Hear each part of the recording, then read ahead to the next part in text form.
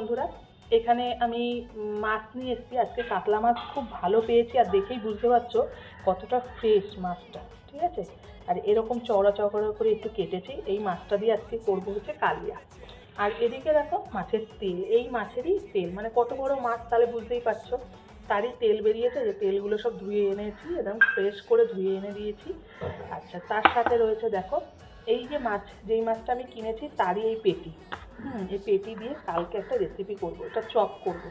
ঠিক আছে, এই পেটি মাছ দিয়ে, সলিড মাছ তো, এটা দিয়ে চপ করবো। রেসিপিটা তোমাদেরকে দেখাবো।